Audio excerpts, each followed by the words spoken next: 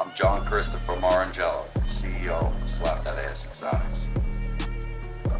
Born and raised in Staten Island, New York. The goal behind STA Exotics is be for the little guy. We're for the people, by the people.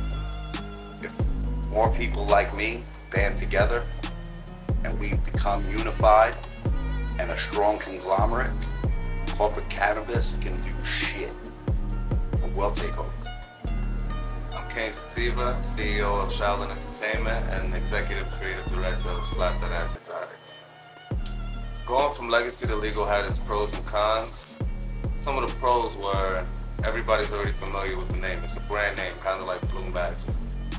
Some of the cons are being an independent brand. It's kind of a David and Goliath situation where we're going up against huge corporate cannabis brands that are really detached from the culture. Shit, I don't condone this, but I was 11 years old. My older cousin was bagging up a pound in dimes and just stuffing those things. At the time I worked on an ice cream truck. I swept the floor at a bar, and I had the Staten Island Advance newspaper route. My cousin gave me 10 bags, told me bring back $70. Took about 3 weeks, I quit all 3 jobs. So how'd you go from selling dimes for your cousin to having a legal cannabis brand in New York? A lot of hard fucking work, grinding, just keep staying true to the craft. You know what I mean? Just keep going at the plant and just do everything you can to get the best fucking product humanly possible and get it out to the people. And if you got a good product and you get it out to the people and you do the right thing by them and you don't rape and pillage them and you actually give a fair price for a fair product, it's game over. No one can grasp that concept. So I really connected with John based off of our shared love for innovation and our connection to the little guy in the face of adversity. Really, like, as an independent artist, I've always been fuck you to corporate ideologies, and I just feel like me and John share that shit heavy. Have you ever wanted to give up? Not too long ago, and I think you know this story. I did want to give up, and if it wasn't for my boy Shaheen, I would have gave up. But I made a phone call to a good friend and said, look, here's what I'm doing. And I don't know. He said, no, you do know. You're not doing. You're not trying, you're doing. Just keep doing. Just keep pushing at it. And I did. I listened to my boy, gave me fucking fantastic advice. When the world told me no, he told me yes. I pushed through and I didn't give up. Where do you see STA Exotics in 5 years? On the top of the music, media, and every other infrastructure that cannabis can dominate, with my people, like Kane, running the media.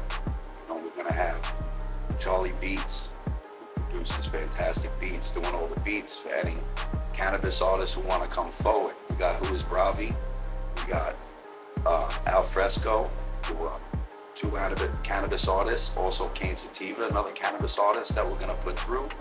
And we're gonna make this business do things that no one else has ever tried.